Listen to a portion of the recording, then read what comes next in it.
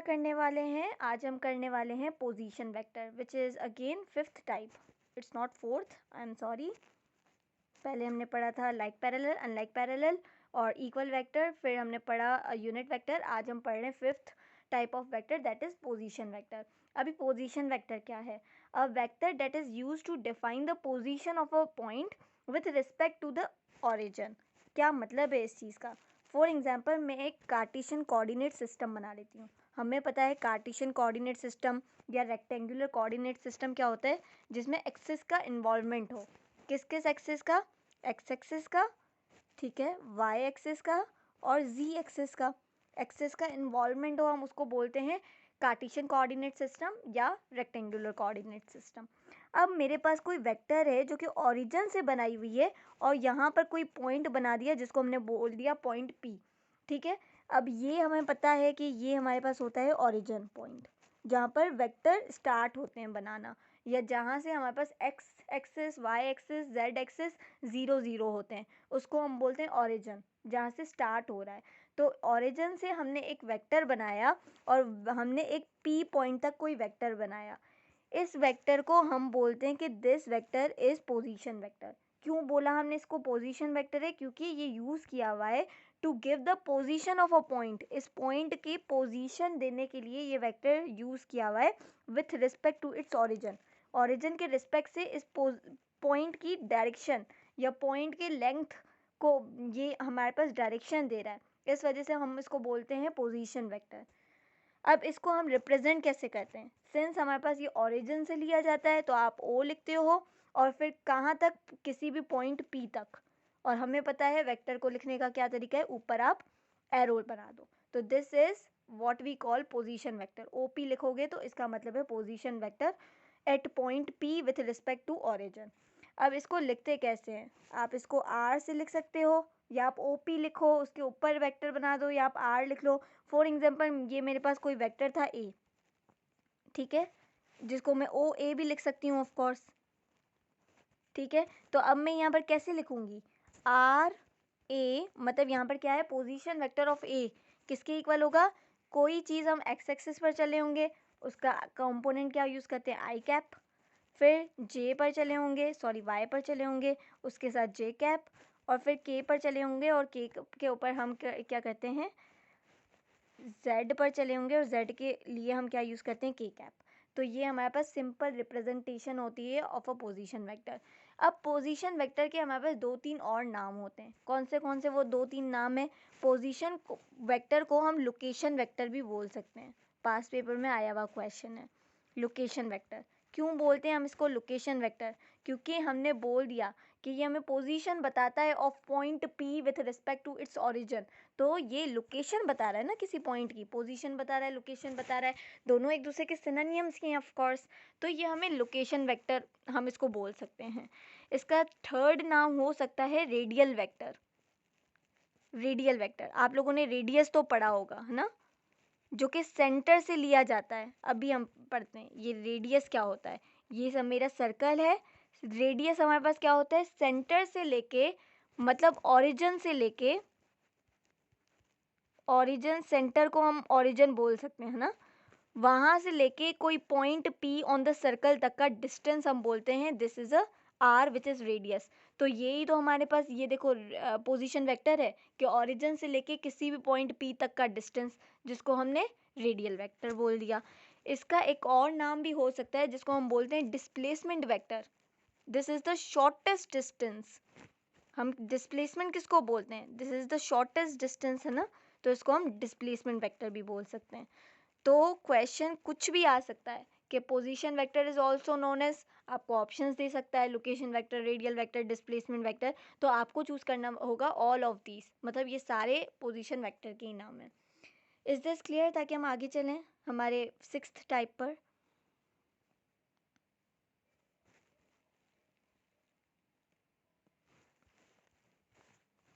I know you guys will not speak, तो हम sixth type पर पहले ही चल लेते हैं। उससे पहले मैं देख लूँ कि आप लोग सब क्लास में हो या नहीं। और जी आप लोग सब क्लास में ही हो, ठीक है। अब सिक्स्थ टाइप ऑफ वेक्टर हमारे पास क्या है, वो है नेगेटिव वेक्टर। बहुत इजी है। Negative vector. अब फॉर एग्जांपल मैंने कोई वेक्टर ले लिया ए, ठीक है, ये मेरे पास कोई वेक्टर है जिसको मैं बोलती हूँ वेक्टर ए, ठीक है। अब मैं कोई और वेक्टर लूँ बी वेक्टर, जिसको मैं इसी का मैग्नीट्यूड लूँगी, इसके जितना ही मैग्नीट्यूड हो लेकिन डायरेक्शन इसकी अपोजिट हो, ठीक है। इसको मैंने वेक्टर दे दिया बी। तो अब ये जो बी वेक्टर होगा ना हमारे पास, ये हमारे पास ए का नेगेटिव वेक्टर होगा, ठीक है। ए का हमारे पास नेगेटिव वेक्टर है। अब हम नेगेटिव वेक्टर बना कैसे सकते हैं? ऑफ कोर्स अगर मुझे ए की वैल्यू, ए वेक्टर की कोई मुझे वैल्यू दी हुई है, वो है 2i माइनस 4j, ठीक है, प्लस के। अब मुझे फाइंड करना है इसका नेगेटिव वेक्टर। तो नेगेटिव वेक्टर के लिए आपको अपोजिट साइन यूज़ करनी होती है, ठीक है, मतलब उसकी डायरेक्शन को अपोजिट करना होता है। तो मैं जब इनकी डायरेक्शंस को अपोजिट करूँगी, मतलब जब मैं इनके साइंस को अपोजिट करूँगी, तो ये 2i पॉजिटिव का है, वहाँ जाए मतलब नेगेटिव का हो जाएगा जब मैं साइंस को अपोजिट करूँगी। नेगेटिव का 4 है तो हम पॉजिटिव कर लेंगे, फिर पॉजिटिव के है तो हम नेगेटिव कर लेंगे। तो ये हमारे पास क्या आ गया? ये हमारे पास नेगेटिव वेक्टर आ गया ऑफ ए, जिसको हम माइनस ए वेक्टर से भी शो कर सकते हैं that this is the negative vector of A, जिसका मैग्नीट्यूड उससे इक्वल ही होगा लेकिन डायरेक्शन अपोजिट होगी। तो इनके बीच में एंगल कितना बनेगा? एंगल इनके बीच में बनेगा 180 डिग्री का, ठीक है। इनके बीच में जो एंगल होगा वो 180 डिग्री का होगा। रिमेंबर, इनका मैग्नीट्यूड सेम होगा लेकिन इनकी डायरेक्शन अपोजिट होगी, इस वजह से ही इनके बीच में जो एंगल बन रहा है वो 180 डिग्री का बन रहा है। This was negative vector. हम सेवेंथ वेक्टर पर चलते हैं, सेवेंथ टाइप ऑफ वेक्टर, और वो हमारे पास है नल वेक्टर। क्या है इस नल वेक्टर? नल वेक्टर, आप नल से समझ सकते हो जीरो, कुछ भी नहीं है, ठीक है। तो a vector whose magnitude is zero, वो वेक्टर जिसका मैग्नीट्यूड हमारे पास क्या होगा? ज़ीरो होगा, जिसका मैग्नीट्यूड हमारे पास ज़ीरो होगा। और डायरेक्शन यहाँ पर कोई भी हो सकती है, डायरेक्शन अनस्पेसिफाइड है। ऑफ कोर्स अगर मैं कोई वेक्टर ले रही हूँ, फॉर सपोज ये मेरे पास वेक्टर है, आप इसका समझ लो मैग्नीट्यूड ज़ीरो है, तो ज़ीरो मैग्नीट्यूड है तो दिखाई कहाँ देगा वो वेक्टर? मैग्नीट्यूड ही ज़ीरो है, कुछ दिखाई नहीं देगा, तो उसकी डायरेक्शन कोई भी हो सकती है। तो यहाँ पर हम डायरेक्शन के लिए क्या यूज़ करते हैं? कोई भी, स्पेसिफाइड नहीं है। इसके लिए हम फिजिक्स में कॉमन टर्म यूज़ करते हैं जिसको हम बोलते हैं आर्बिट्री। आर्बिट्री का मतलब क्या होता है? नॉट स्पेसिफाइड, ये स्पेसिफाइड नहीं है, कोई भी डायरेक्शन हो सकती है, कोई भी डायरेक्शन ये ले सकता है, मतलब डायरेक्शन स्पेसिफाइड नहीं है। जब मैग्नीट्यूड ही नहीं है, दिखेगा ही नहीं वेक्टर, तो डायरेक्शन कैसे देगा? इसको आप कैसे रिप्रेजेंट करते हो? आप ओ बना दो, उसके ऊपर वेक्टर का साइन बना लो जो हमें बताता है कि दिस इज नल वेक्टर, जिसका मतलब क्या है? आप ज़ीरो चलोगे आई पर, मतलब एक्स एक्सिस पर, आप ज़ीरो चलोगे जे पर, मतलब वाई एक्सिस पर, आप ज़ीरो चलोगे के पर, मतलब जेड एक्सिस पर। Is it clear? अब एक बेहतरीन, हाँ ठीक है, अब एक बेहतरीन क्वेश्चन आता है कि addition of negative vector to its vector will produce what? हम अभी यहाँ पर क्वेश्चन को लिख लेते हैं। ये क्वेश्चन हमारे पास यूनिवर्सिटी के पेपर में आया हुआ है, बहुत अच्छा क्वेश्चन है, ठीक है। क्या क्वेश्चन है कि addition of negative vector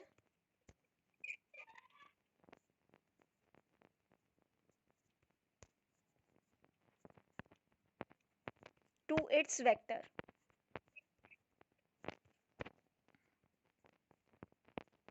will produce, क्या प्रोड्यूस करेगा जब हम ऐड करवाएंगे नेगेटिव वेक्टर को उसी के पॉजिटिव वेक्टर के साथ? Will produce what? बताओ। ऑफ कोर्स नल वेक्टर वो प्रोड्यूस करेगा। कैसे? कैसे? अगर मैंने कोई ए वेक्टर ले लिया, ठीक है, अब मैं उसी को ऐड करवा रही हूँ उसी के नेगेटिव वेक्टर के साथ, ठीक है, ये हो गया। तो ए वेक्टर पॉजिटिव नेगेटिव नेगेटिव होता है, तो वेक्टर जब ऐड करवा रहे हैं उसी के नेगेटिव वेक्टर के साथ, तो of course A minus A zero देगा। तो हमारे पास आंसर आता है ज़ीरो नहीं, नल वेक्टर आप बोलोगे। जैसे आप किसी मैट्रिक्स को किसी मैट्रिक्स में ऐड करते हो, फॉर एग्जांपल मैंने कोई मैट्रिक्स ले लिया 1 3 0 2 और 1 2 4 3, तो इसका आंसर क्या आता है? कोई मैट्रिक्स ही आएगा ना इसका आंसर भी। 1 1 में ऐड करेंगे 2 आ जाएगा, 2 3 में ऐड करेंगे 5 आ जाएगा, 4 आ जाएगा और 2 और 3 हो जाएंगे 5। तो मैं किसी दो वेक्टर्स को ऐड कर रही हूँ तो मुझे आंसर में भी मैट्रिक्स ही मिल रहा है। किसी दो मैट्रिसेस को मैंने ऐड किया, आंसर में भी मैट्रिक्स ही मिले। इसी तरह मैं अगर किसी दो वेक्टर्स को ऐड करूँगी तो मुझे आंसर में भी वेक्टर ही मिलना चाहिए। इसलिए जब मैंने किसी दो वेक्टर्स को ऐड किया, मतलब किसी वेक्टर को उसी के नेगेटिव वेक्टर से ऐड किया, तो मुझे ज़ीरो आंसर नहीं मिलेगा, मुझे नल वेक्टर मिलेगा। मतलब कोई वेक्टर आंसर में मिलेगा जो कि नल वेक्टर है। Is it clear? ईजी है या डिफिकल्ट?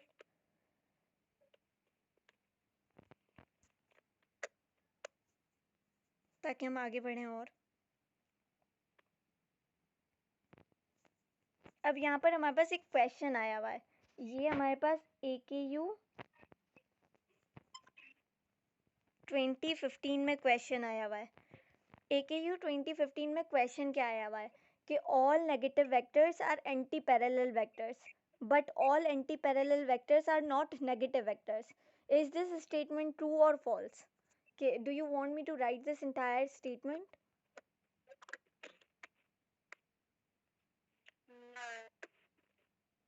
तो आप लोग आंसर कर सकते हो।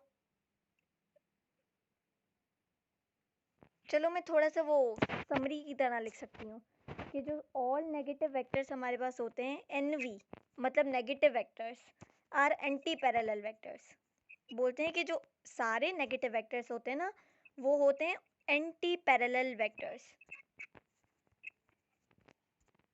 Anti parallel vectors but all, लेकिन जो सारे एंटी पैरेलल वेक्टर्स होते हैं AV, मतलब anti parallel vectors, are not NV, मतलब नेगेटिव वेक्टर्स। अब मुझे बताओ, इज दिस स्टेटमेंट ट्रू और फॉल्स? आप लोग दोबारा एक बार स्टेटमेंट को पढ़ो। All negative vectors are anti parallel vectors but all anti parallel vectors are not negative vectors. Is this statement true और फॉल्स?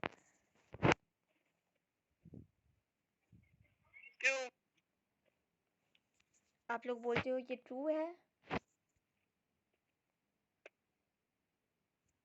और जी हाँ, इसका आंसर ऑफ कोर्स ट्रू है। अब कैसे ट्रू है इसका आंसर, हम ये देखते हैं। ठीक है, कैसे? ऑल नेगेटिव वेक्टर्स, हमने अभी अभी नेगेटिव वेक्टर्स के बारे में पढ़ा कि मैग्नीट्यूड इनका सेम होना चाहिए, सिर्फ डायरेक्शन अपोजिट होनी चाहिए। ठीक है, अगर ये एक ए वेक्टर है तो ये इसका ही नेगेटिव वेक्टर हुआ। अब यहाँ पर हमारे पास क्या होगा, मैग्नीट्यूड सेम रहेगा। नेगेटिव वेक्टर्स में मैग्नीट्यूड सेम, लेकिन जो हमारे पास डायरेक्शन होगी ये हमारे पास अपोजिट होगी, डायरेक्शन अपोजिट। ठीक है, तो ये हमारे पास है नेगेटिव वेक्टर। अब पहली स्टेटमेंट जो इन्होंने बोली, all negative vectors are anti parallel vectors. हमने एंटी पैरेलल वेक्टर्स क्या पढ़े थे? अब मुझे बताओ, एंटी पैरेलल हमने वेक्टर्स ये पढ़े थे कि अगर एक वेक्टर ये है तो दूसरा वेक्टर इसकी अपोजिट डायरेक्शन में होना चाहिए। मैग्नीट्यूड डिफरेंट हो सकता है, m डिफरेंट हो सकता है, ठीक है, लेकिन जो हमारे पास है ना डायरेक्शन, वो हमारे पास डिफरेंट ही होगी, मतलब अपोजिट होगी। तो अब देखो, ऑल नेगेटिव वेक्टर्स बोलते हैं आर एंटी पैरेलल वेक्टर्स, तो नेगेटिव वेक्टर्स की डायरेक्शन तो अपोजिट ही होती है ना। ये तो एक एडिशन पॉइंट है कि मैग्नीट्यूड भी सेम होता है लेकिन डायरेक्शन तो अपोजिट है, मतलब ये एंटी पैरेलल वेक्टर को तो ओबे कर रहा है। तो जो सारे के सारे नेगेटिव वेक्टर होंगे ऑफ कोर्स उनकी डायरेक्शन तो अपोजिट ही होगी। तो मतलब ये फर्स्ट वाली स्टेटमेंट जो इन लोगों ने बोली, all negative vectors are anti parallel vectors, ये सही है। लेकिन फिर ये बोलते हैं but all anti parallel vectors are not negative vectors. तो एंटी पैरेलल वेक्टर्स जो होते हैं वो हमारे पास मैग्नीट्यूड भी डिफरेंट होता है, डायरेक्शन भी अपोजिट होता है। फिर ये बोलते हैं कि जो सारे एंटी पैरेलल वेक्टर्स होते हैं वो सारे नेगेटिव वेक्टर्स भी होते हैं, लेकिन नेगेटिव वेक्टर्स की तो डायरेक्शन मतलब मैग्नीट्यूड सेम होना चाहिए, जिसका मतलब ये स्टेटमेंट ट्रू नहीं है कि सारे जो एंटी पैरेलल वेक्टर्स होंगे वो नेगेटिव वेक्टर्स नहीं हो सकते, क्योंकि एंटी पैरेलल वेक्टर्स में ये हमारे पास एडिशनल पॉइंट हो भी सकता है, नहीं भी हो सकता है कि मैग्नीट्यूड हमारे पास सेम हो, मैग्नीट्यूड डिफरेंट भी हो सकता है। हमने यहाँ पर पढ़ा ना, मैग्नीट्यूड भले डिफरेंट हो सकता है लेकिन डायरेक्शन अपोजिट हो। तो इसलिए दिस स्टेटमेंट इज ट्रू कि all negative vectors are anti parallel vectors but all anti parallel vectors are not negative vectors. Is this clear? ताकि हम आगे चलें। ठीक है, अब हम चलते हैं अपनी 8th टाइप पर। 8th टाइप ऑफ वेक्टर जिसको हम बोलते हैं फ्री वेक्टर। क्या है ये फ्री वेक्टर? अब देखो, अगर मेरे पास कोई वेक्टर है यहाँ पर बनी हुई है, तो मैं इसको कहीं भी पैरेलल शिफ्ट कर सकती हूँ। मैं इसको कहीं भी पैरेलल शिफ्ट कर सकती हूँ। आवाज नहीं आ रही। अब सही है ये आवाज?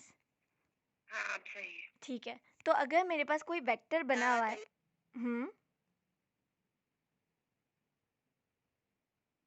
सही है ना आवाज? हाँ, ठीक है, it is good. ठीक है, तो हमारे पास देखो ये एक वेक्टर बना हुआ है। अब मैं इसको पैरेलल कहीं भी शिफ्ट कर सकती हूँ, लेकिन मुझे किस बात का ध्यान रखना है कि मैं इसकी मैग्नीट्यूड को चेंज ना करूँ और मैं इसके डायरेक्शन को चेंज ना करूँ। फॉर एग्जांपल मेरे पास यही वेक्टर है और मैंने इसको यहाँ पर उठा के यहाँ पर बना लिया। अब मैंने इसको मैग्नीट्यूड को भी चेंज नहीं किया, इसके डायरेक्शन को भी चेंज नहीं किया, सिर्फ इसको पैरेलल शिफ्ट करवाया है। मैं इसी वेक्टर को यहाँ पर भी शिफ्ट कर सकती हूँ, मैं इसी वेक्टर को यहाँ पर भी शिफ्ट कर सकती हूँ।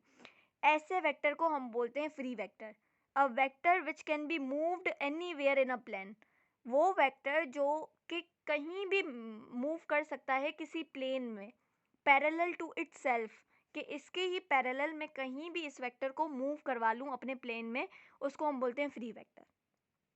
लेकिन क्या it will have same magnitude and same direction. आप लोग देख सकते हो चारों तरफ में मैंने इनकी मैग्नीट्यूड को चेंज नहीं किया, मैंने इनकी डायरेक्शन को चेंज नहीं किया कि पहले मेरे पास वेक्टर ऐसी थी लेकिन मैंने इसको चेंज करके मैंने ऐसा कर लिया। नहीं, डायरेक्शन को चेंज नहीं करना, डायरेक्शन जैसी है वैसी ही रखनी है, मैग्नीट्यूड जैसा ही है वैसा ही रखना है। इस वेक्टर को हम बोलते हैं कि ये वेक्टर जो है फ्री वेक्टर है। समझ आया? हम इसको ओरिजिन फ्री वेक्टर भी बोल सकते हैं। रिपीट करूं? हाँ, वो वेक्टर, देखो वो वेक्टर जो कि कहीं भी प्लेन में मूव करा जाए, लेकिन क्या शर्त रखनी है? मैग्नीट्यूड उसका सेम रखना है, डायरेक्शन उसका सेम रखना है। मैग्नीट्यूड सेम, डायरेक्शन सेम, फिर आप उसको कहीं भी मूव करवा लो उसी प्लेन में, लेकिन पैरेलल टू इटसेल्फ। वो वेक्टर हमारे पास कहलाता है फ्री वेक्टर या ओरिजिन फ्री वेक्टर, जो कि ओरिजिन से फ्री है, आप कहीं भी उसको मूव करवा सकते हो इन अ प्लेन।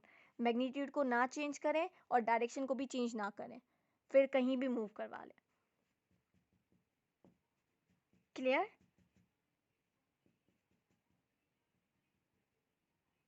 इसका दूसरा नाम जो होता है वो, उसका दूसरा नाम जो होता है वो होता है स्लाइडिंग वेक्टर। स्लाइडिंग का मतलब भी क्या होता है कि आप इसको कहीं भी मूव करवा लो, किसी भी पॉइंट पर मूव करवा लो। ठीक है, तो हम इसको स्लाइडिंग वेक्टर भी बोलते हैं, या तो फ्री वेक्टर या तो स्लाइडिंग वेक्टर। ये तो था हमारे पास 8th टाइप ऑफ वेक्टर। अब हम चलते हैं 9th टाइप ऑफ वेक्टर की तरफ। क्या है हमारे पास 9th टाइप ऑफ वेक्टर? इसको हम बोलते हैं जियोमेट्रिक वेक्टर,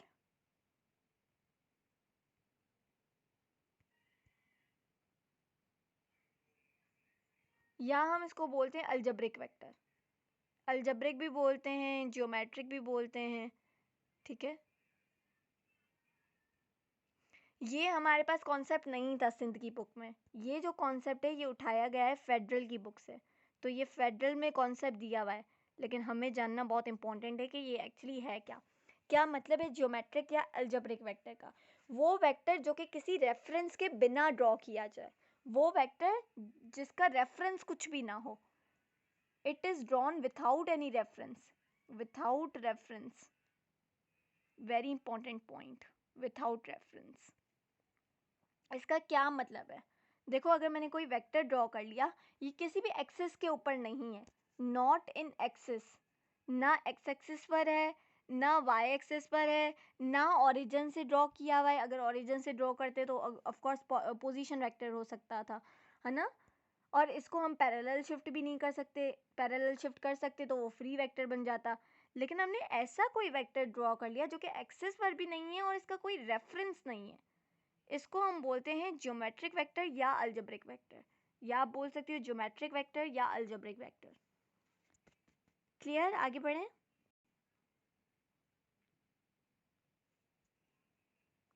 हमारी 10th टाइप, हमारी 10th टाइप है कोलिनियर वेक्टर। आपको कोलिनियर नाम सुन के क्या मतलब माइंड में आता है कि कोलिनियर?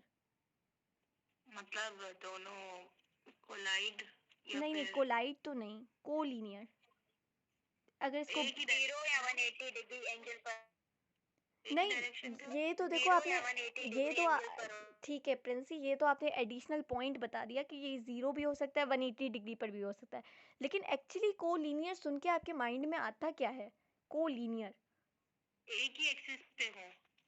एक ही एक्सेस पर भी बोल सकते हो आप, एक लाइन पर बोलो तो ज़्यादा अच्छा है। एक ही लाइन पर लाए करें, कोई दो वेक्टर्स जो कि एक ही लाइन पर लाए करें, उनको हम बोलते हैं कोलिनियर। को का मतलब एक साथ, लीनियर मतलब लाइन, तो कोलिनियर एक साथ एक लाइन पर कुछ लाए करे तो हम उसको बोलते हैं कोलिनियर। कोलिनियर पॉइंट क्या होता है? किसी एक लाइन पर दो पॉइंट लाए करें तो हम उसको बोलते हैं कोलिनियर पॉइंट्स। लेकिन यहाँ पर है कोलिनियर वेक्टर, मतलब ये कोई एक अगर लाइन है तो यहाँ पर मैंने एक वेक्टर बना लिया, उसी के साथ मैंने उसी लाइन पर दूसरा वेक्टर बना लिया, तो उसको हम बोलते हैं कोलिनियर, मतलब एक लाइन पर दो वेक्टर साथ में लाए करें। Is this clear? अब इसकी कंडीशन पढ़ लेते हैं। दो कंडीशन से simple simple. Two or more vectors which lie on the same line are called collinear vector. अब इसी का हम ऊपर हमने फर्स्ट स्टार्टिंग दो वेक्टर्स पढ़े थे, याद है आपको? Like parallel vectors and unlike parallel vectors. ये एक्चुअली इसी की दो सब टाइप्स थी कोलिनियर वेक्टर्स की।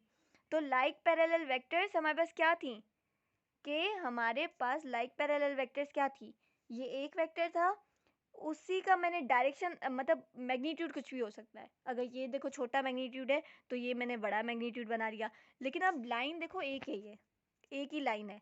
अब ऐसे अगर लाइक पैरेलल वेक्टर से हमने पढ़ा था कि एंगल इनके बीच में कितना होगा, जी बताओ? 0 0 डिग्री, परफेक्ट। तो इनके बीच में एंगल जो होगा वो हमेशा 0 डिग्री होगा। हमने इसकी दूसरी टाइप भी पढ़ा था, मतलब दूसरा हमने जो टाइप अपनी पढ़ी थी वो पढ़ा था अनलाइक पैरेलल वेक्टर्स। अनलाइक मतलब एक जैसा नहीं, पैरेलल मतलब पैरेलल हैं एक दूसरे के, और वेक्टर्स हैं ऑफ कोर्स। तो दोबारा कोलिनियर की टाइप है, तो ये हमारे एक लाइन बना ली, उसके ऊपर मैंने ये एक लाइन वेक्टर बना लिया, और उसकी अपोजिट में मैंने एक दूसरा बना लिया। Since they are unlike parallel vector, मतलब डायरेक्शन अपोजिट होनी चाहिए, कंडीशन हम पढ़ के बैठे हैं, मैग्नीट्यूड डिफरेंट, डायरेक्शन अपोजिट। तो ये हमने दो वेक्टर बनाए। अब मुझे बताओ इनके बीच में एंगल कितना है?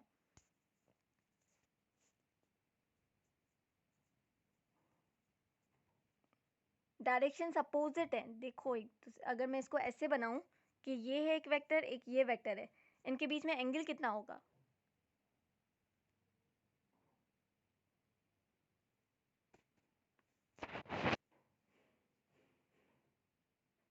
जी इनके What are you asking? what will be the angle between two unlike parallel vectors? Like, can you show me the diagram or mark? Yeah, if my कौन screen, see? if my screen is visible to you, you can Yes, see. it is. It is this one. Yeah, Maybe minus something. Minus तो नहीं, you can take example of this. अगर मेरे पास एक ये vector है, इसी का मैंने अपोजिट बना लिया, ये वेक्टर आ गया। अब मुझे बताओ अपोजिट वेक्टर्स में एंगल कितना बनता है? 0.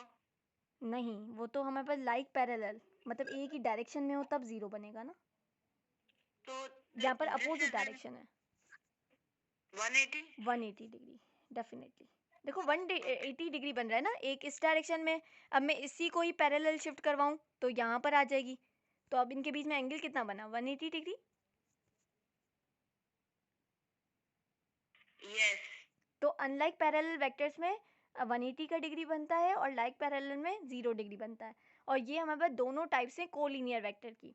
तो कोलिनियर वेक्टर आपको 0 डिग्री पर भी मिल सकता है और 180 डिग्री पर भी मिल सकता है, जो कि प्रिंसी ने हमने पहले पहले पॉइंट बताया जब मैंने कोलिनियर का मतलब पूछा था आपसे। प्रिंसी ने बोला था वो वेक्टर जो कि 0 डिग्री या 180 पर मिले, लेकिन मैंने कोलिनियर का मतलब पूछा था। तो अब आ गया आपका एडिशनल पॉइंट के कोलिनियर वेक्टर वो जो कि 0 डिग्री या 180 पर मिले।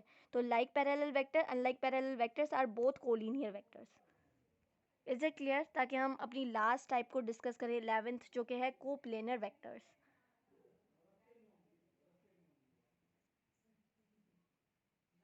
हाँ बेटर। ओके, सो हमारा जो ये 11th टाइप है, ये 11th टाइप है हमारे पास कोप्लेनर वेक्टर। कोप्लेनर मतलब एक ही प्लेन में लाए करें। Okay, let's do it now. ठीक है, हम अपनी आर यू ऑल देयर, पहले मुझे बता दो।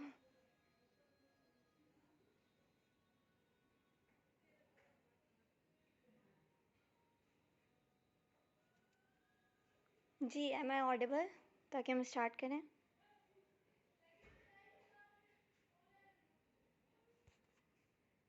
जो कि हमारे पास क्या था, कोप्लेनर वेक्टर। क्या मतलब है इस कोप्लेनर वेक्टर का? अब कोप्लेनर आप देख सकते हो, को का मतलब मैं आपको बता सकती हूँ, जिसका मतलब क्या है, एक साथ। ठीक है, प्लेनर मतलब किसी प्लेन की बात हो रही है। और प्लेन कब बनता है?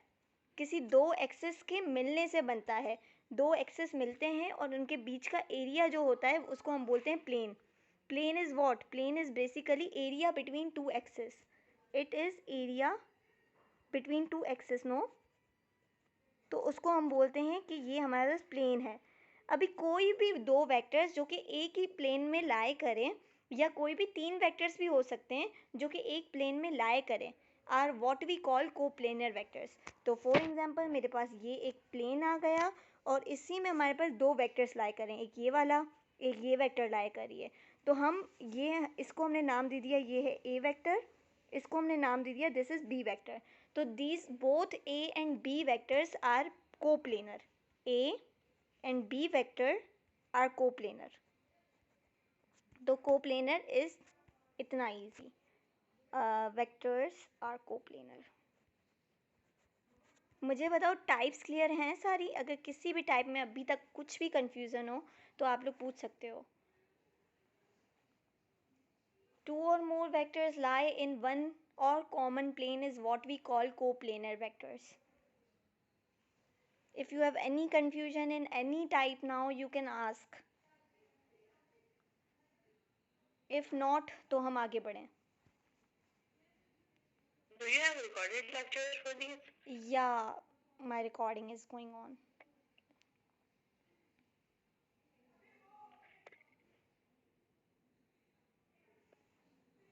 Shall we continue? Yeah.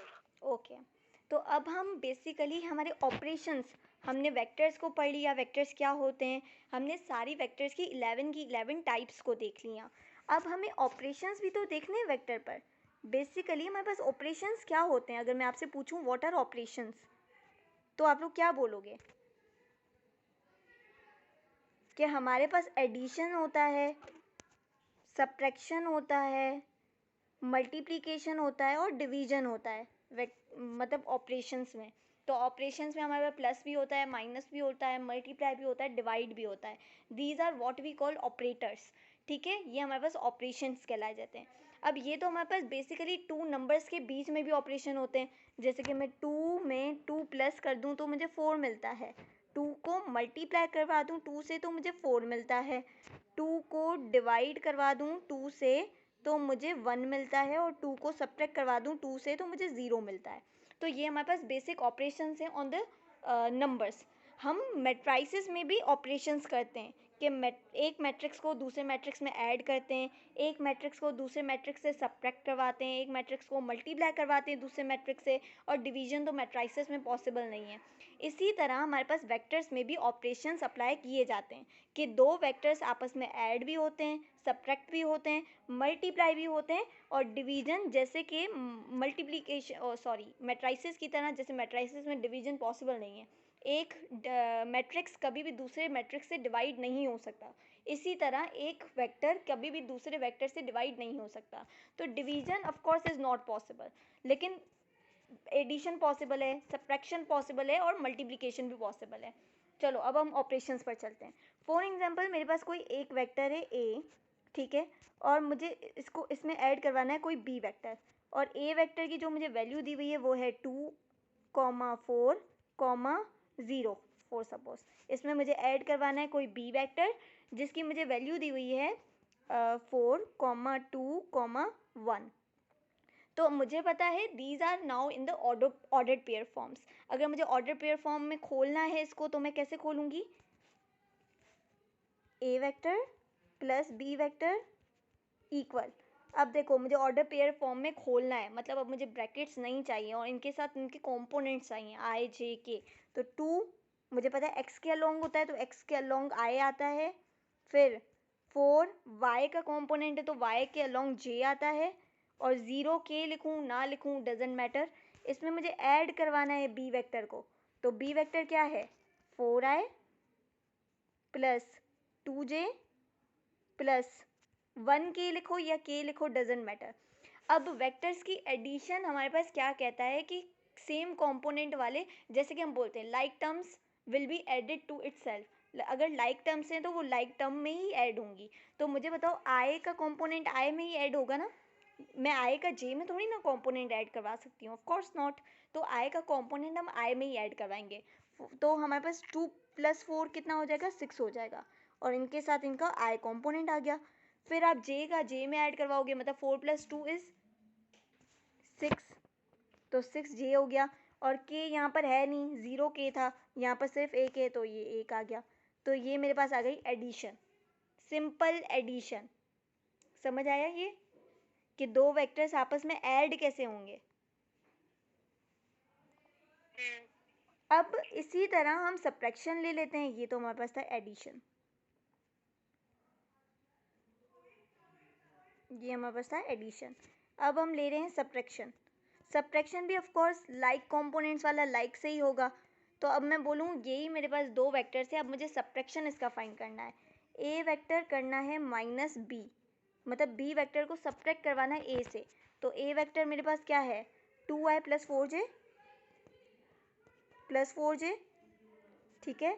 फिर माइनस करवाना है, बी वेक्टर मेरे पास क्या है, बी वेक्टर है 4i + 2j और +k, ये मेरे पास है बी वेक्टर। अब आप इसको सिंप्लीफाई करवाओ, ये आ गया 2i + 4j।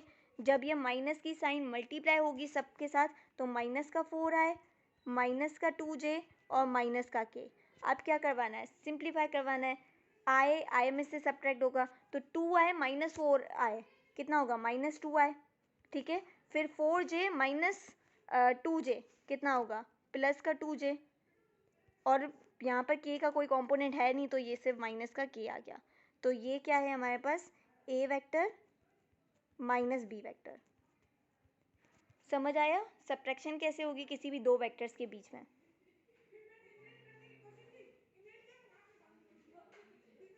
ताकि अब हम मल्टीप्लिकेशन पर जाएं।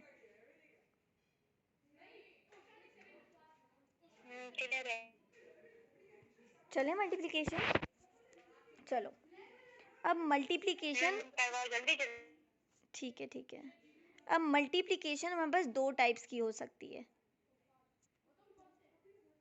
पहले तो हम मल्टीप्लिकेशन करवाते हैं, किसी भी एक वेक्टर को हम मल्टीप्लाई करवाएंगे किसी स्केलर टर्म के साथ, और हमें पता है स्केलर टर्म क्या होता है, जिसके पास सिर्फ मैग्नीट्यूड हो, उसके पास कोई डायरेक्शन ना हो, मतलब उसके पास आई कंपोनेंट जे कंपोनेंट के कंपोनेंट नहीं होंगे, सिर्फ उसका मैग्नीट्यूड होगा, ठीक है। फॉर एग्जांपल मेरे पास कोई नंबर है 5, अब मुझे इसको मल्टीप्लाई करवाना है मेरे वेक्टर ए के साथ, मतलब मैं कोई स्केलर मल्टीप्लिकेशन करवा रही हूँ।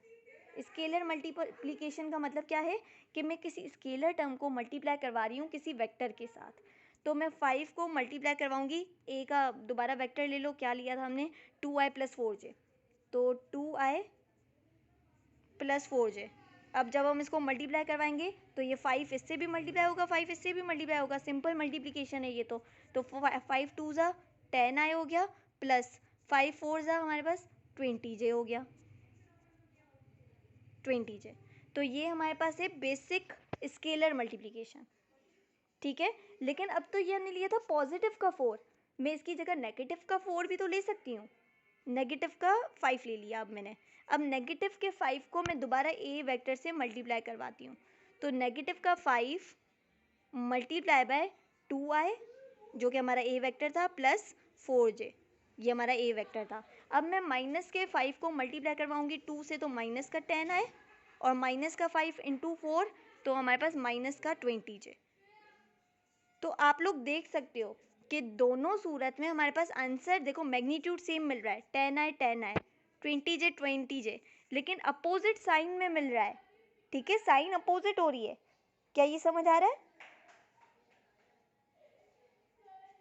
मुझे बताओ अब कि मैग्नीट्यूड हमारे पास सेम मिल रहा है लेकिन अपोजिट साइन के साथ मिल रहा है। तो इससे हम एक इक्वेशन या एक रिलेशन को ड्राइव कर सकते हैं कि जब हमारा k वो होगा ग्रेटर देन ज़ीरो, मतलब k होगा पॉजिटिव नंबर, कोई भी पॉजिटिव नंबर मतलब ग्रेटर देन ज़ीरो है तो ऑफकोर्स पॉजिटिव नंबर होगा, तो हमारा मैग्नीट्यूड इंक्रीज होगा, मैग्नीट्यूड इंक्रीज होगा, मैग्नीट्यूड इंक्रीजेस, और डायरेक्शन सेम रहेगी ऑफ कोर्स उसी वेक्टर की, जैसे कि हमने एग्जांपल ली थी ऊपर। अभी मैं दिखाती हूँ, ये देखो, जब हमने +5 के साथ a को मल्टीप्लाई करवाया तो मेरे पास मैग्नीट्यूड इंक्रीज होके मिला। पहले मैग्नीट्यूड था सिर्फ 2i + 4j, अब हो गया 10i + 20j, और साइन सेम है तो मतलब डायरेक्शन भी सेम है।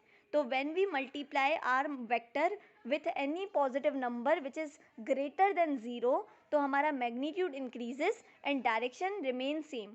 और जब हम उसी वेक्टर को मल्टीप्लाई करवाते हैं किसी लेस देन ज़ीरो से, मतलब किसी नेगेटिव नंबर से, लेस देन ज़ीरो मतलब नेगेटिव नंबर होगा, ज़ीरो से छोटा, -1 -2 -3 मतलब नेगेटिव में चला गया, तो हमारे पास मैग्नीट्यूड क्या हो रहा था जब हमने नेगेटिव नंबर से इसको मल्टीप्लाई करवाया? देखो, पहले 2i + 4j था, अब 10i और 20j हो गया, तो मैग्नीट्यूड इंक्रीज हो रहा है, ऐसा ही है। अब डायरेक्शन का क्या प्रॉब्लम है यहाँ पर?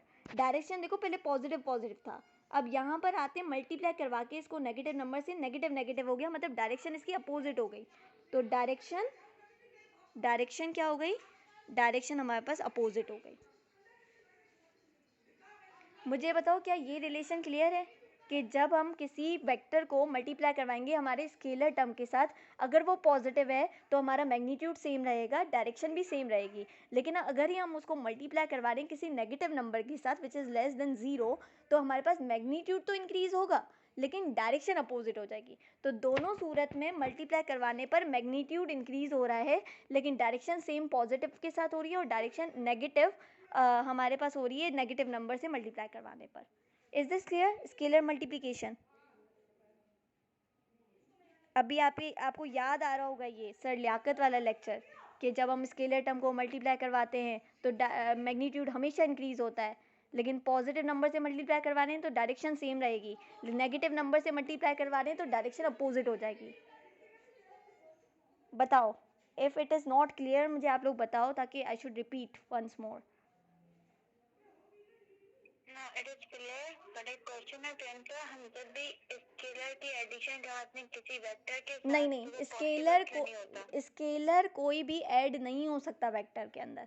अब मैं आप कैसे बोल सकते हो 5 को आप ऐड करवाओगे किसी वेक्टर के साथ? क्या आप 5 को वेक्टर के साथ ऐड करवा सकते हो? Of course not. क्या मैं ऐसे बोल सकती हूँ मैं 4 को ऐड करवाऊँ किसी मैट्रिक्स के साथ कि मैट्रिक्स मेरे पास ये है और मुझे 4 को ऐड करवाना है? Of course not, 4 is not a matrix, matrix will be added to the matrix.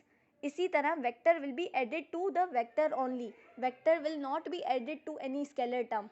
Subtraction में भी यही होता है कि वेक्टर किसी स्केलर टर्म के साथ सब्ट्रैक्ट नहीं हो सकता, लेकिन मल्टीप्लिकेशन में तो ऑफ कोर्स आप करवा सकते हो।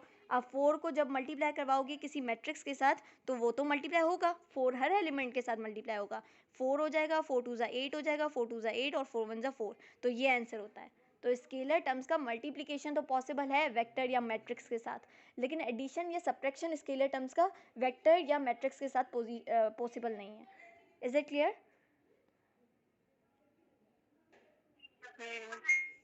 अब हम ले लेते हैं डिवीजन का। अभी तक हमने ये नहीं पढ़ा कि कोई वेक्टर, दो वेक्टर मल्टीप्लाई कैसे होते हैं, अभी तक हमने ये पढ़ा कि कोई एक वेक्टर किसी स्केलर टर्म के साथ मल्टीप्लाई कैसे होता है। अभी हम पढ़ेंगे कि दो वेक्टर्स मल्टीप्लाई कैसे होते हैं। अब लेकिन अभी हम पहले पढ़ रहे हैं डिवीजन। अब पहले ही मैंने बोल दिया था कि डिवीजन पॉसिबल नहीं है, वेक्टर किसी भी वेक्टर से डिवाइड नहीं हो सकता, लेकिन ऑफ कोर्स वेक्टर डिवाइड हो सकता है किसी स्केलर टर्म के साथ। Vector divided by any scalar term हो सकता है, जैसे मैट्रिक्स स्केलर टर्म से डिवाइड हो सकता है, इसी तरह वेक्टर भी स्केलर टर्म से डिवाइड हो सकता है। जिस तरह मैट्रिक्स मैट्रिक्स के साथ डिवाइड नहीं हो सकता, इसी तरह वेक्टर वेक्टर के साथ भी डिवाइड नहीं हो सकता। तो vector will B divided by scalar term, but vector divided by vector is not possible at all. ठीक है, तो अब वेक्टर को डिवाइड कैसे करवाएंगे? ऑफ कोर्स अगर मुझे एक वेक्टर दिया हुआ है ए, जिसकी वैल्यू मेरे पास दोबारा वो ही ले लेते हैं 2i + 4j, ये मेरे पास एक वेक्टर दिया हुआ है ए, उसको मुझे डिवाइड करवाना है किसी स्केलर टर्म के साथ, और वो स्केलर टर्म है 2, तो मैं कैसे डिवाइड करवाऊंगी? 2i डिवाइडेड बाई 2, 1 बचेगा तो मतलब 1i, 4j डिवाइडेड बाई 2 मतलब 2j, तो ये मेरे पास आंसर हो गया। ठीक है, अभी मैं इसको अभी तो पहले मैंने डिवाइड करवाया किसी पॉजिटिव स्केलर के साथ, अगर मैं इसको डिवाइड करवा लूँ किसी नेगेटिव स्केलर के साथ, मतलब vector divided by negative scalar, now क्या होगा? वेक्टर हमने लिया था ए, क्या लिया था हमने? 2i + 4j, डिवाइड करवाना है मुझे इसको किससे? नेगेटिव स्केलर के साथ, तो 2i डिवाइडेड बाय माइनस का 2 क्या हो जाएगा? माइनस का i, और प्लस का 4j डिवाइडेड बाय -2 तो माइनस का 2j। अब अगर हम आंसर को देखें, पहले हमारे पास जो वेक्टर हमने ए वेक्टर लिया था वो लिया था 2i + 4j, आंसर में हमें मिला i और 2j, मतलब वेक्टर डिक्रीज हुआ है मैग्नीट्यूड में। इज मैग्नीट्यूड डिक्रीज और नॉट? पॉजिटिव की बात कर रही हूँ अभी मैं, हाँ या नहीं?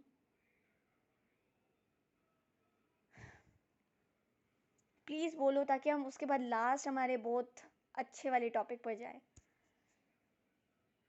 हाँ, ये क्लियर है। टेंथ पे देखो, अगर हम किसी भी वेक्टर को मल्टीप्लाई करवाते हैं नेगेटिव वेक्टर के साथ, डायरेक्शन चेंज होती है, सेम होती है? डायरेक्शन चेंज होगी ऑफ कोर्स, हमने अभी अभी पढ़ा ना। तो ये जरूरी है कि डायरेक्शन 180 डिग्री से ही चेंज हो? हाँ 180 पर ही होगी, साइन माइनस माइनस आ जाएगी ना, तो अपोजिट हो जाएगी डायरेक्शन। आप चेंज भी मत बोलो डायरेक्शन चेंज होगी, आप बोलो डायरेक्शन अपोजिट हो जाएगी, मतलब अगर 0 डिग्री था तो अब वो 180 डिग्री बन जाएगा।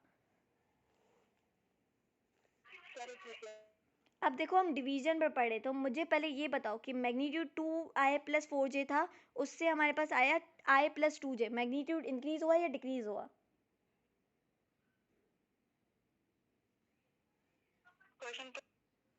क्वेश्चन ये है कि पहले हमारे पास वेक्टर था 2i + 4j, मैंने इसको डिवाइड करवाया किसी पॉजिटिव स्केलर के साथ जो कि पॉजिटिव 2 था, फिर मुझे जो मिला है वो मिला है i + 2j, मैग्नीट्यूड इंक्रीज हुआ है या डिक्रीज हुआ है? डिक्रीज हुआ है डेफिनेटली, तो मैग्नीट्यूड डिक्रीज। ठीक है, यहाँ पर भी नेगेटिव वाले के भी साथ देखो, जब मैंने इसको नेगेटिव टर्म के साथ डिवाइड करवाया तो पहले 2i 4j था, अब हो गया i और 2j, मैग्नीट्यूड इंक्रीज हुआ या डिक्रीज? डिक्रीज डेफिनेटली, तो मैग्नीट्यूड डिक्रीज हुआ। अब मुझे बताओ, जब मैंने पॉजिटिव टर्म के साथ डिवाइड करवाया इसको, तो मेरा डायरेक्शन क्या आया? सेम आया या डिफरेंट? साइन सेम है तो डायरेक्शन सेम आएगा, मुझे बताओ सेम है या सेम? मतलब डायरेक्शन यहाँ पर हमारे पास जो आया है वो आया है सेम, और जब मैंने इसको नेगेटिव टर्म के साथ डिवाइड करवाया तो डायरेक्शन क्या है? अपोजिट है या सेम? डायरेक्शन अपोजिट है ऑफ कोर्स, तो ये मेरे पास अपोजिट आ गई। ठीक है, तो अब मेरे पास इसका रिलेशन क्या बना? जब मैंने कोई k नंबर लिया जो कि 0 से बड़ा है, मतलब पॉजिटिव है, उसको मैंने डिवाइड करवाया वेक्टर के साथ, तो मेरे पास आंसर में मैग्नीट्यूड इंक्रीज होके मिला और डायरेक्शन सेम ही मिली।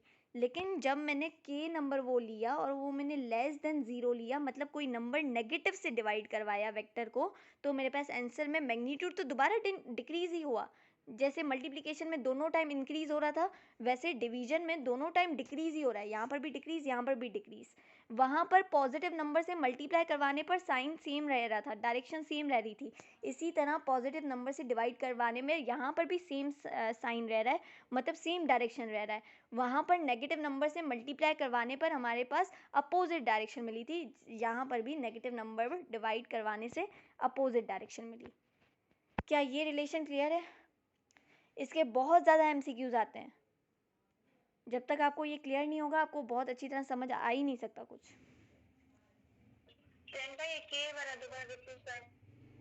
देखो हमारे पास जब पॉजिटिव नंबर से, अगर पॉजिटिव नंबर कब मिलता है? जब 0 से नंबर बड़ा हो, तभी तो पॉजिटिव नंबर होते हैं, +1 +2 +3, तो k हमारे पास ग्रेटर देन 0 है, मतलब 0 से बड़ा है, तो पॉजिटिव नंबर है।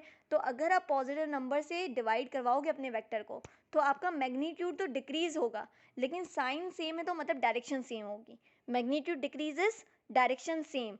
लेकिन अगर आप उसकी जगह अब आप पॉजिटिव नंबर से डिवाइड नहीं करवा रहे, नेगेटिव नंबर से डिवाइड करवा रहे हो, मतलब k is less than zero. Negative number कहाँ मिलते हैं? लेस देन ज़ीरो से। ज़ीरो से छोटा नंबर नेगेटिव में जाता है ना, तो ज़ीरो से छोटा मतलब नेगेटिव नंबर से डिवाइड करवा रहे हो, तब भी मैग्नीट्यूड तो डिक्रीज ही होगा, लेकिन डायरेक्शन जो है वो अपोजिट हो जाएगी साइंस की वजह से। ठीक है। सबको क्लियर है? क्लास में अभी तक कौन कौन है? जनीरा है, उराबा है, यस। तो समझ आया है बिल्कुल? ठीक है, तो what do you want me to do? क्या मैं multiplication of a vector to a vector, अब हमारे पास ये टॉपिक बचा है मल्टीप्लिकेशन में, कि अब हम मल्टीप्लिकेशन करवाएं। सॉरी, मैग्नीट्यूड क्यों लिखा है? मल्टीप्लिकेशन करवाएं। पहले तो हमने मल्टीप्लिकेशन करवाई किसी स्केलर टर्म का वेक्टर के साथ, अब मुझे किसी वेक्टर को मल्टीप्लाई करवाना है किसी वेक्टर के साथ, मतलब दो वेक्टर्स का मल्टीप्लिकेशन। आज करें या कल? कल अभी एमसीक्यूज कर लेते हैं। आज के एमसीक्यूज तो मैंने नहीं निकाले, जो क्वेश्चंस आए थे मैंने आपको बता दिए, जैसे EKU का क्वेश्चन आया था, नस्ट का जो अभी मैंने ऊपर करवाया था।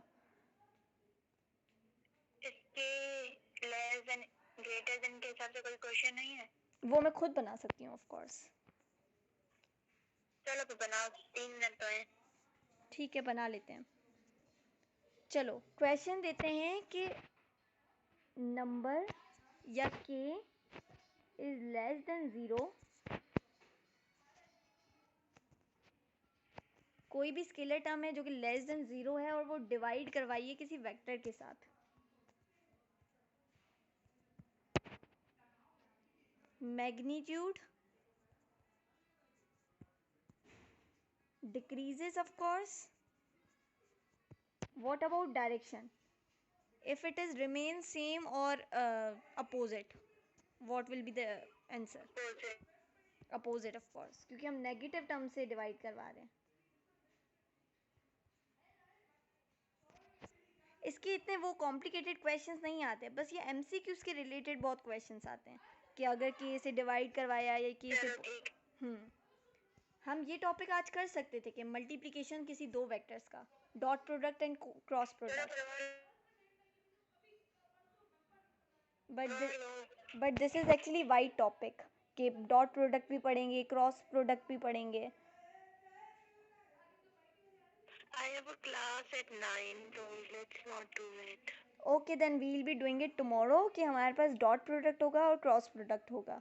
उसके बाद बस लास्ट टॉपिक इसका बचेगा वेक्टर्स का, कि vector law of addition, graphical method and analytical method. Our chapter will be completed. चलो नाउ यू कैन लीव।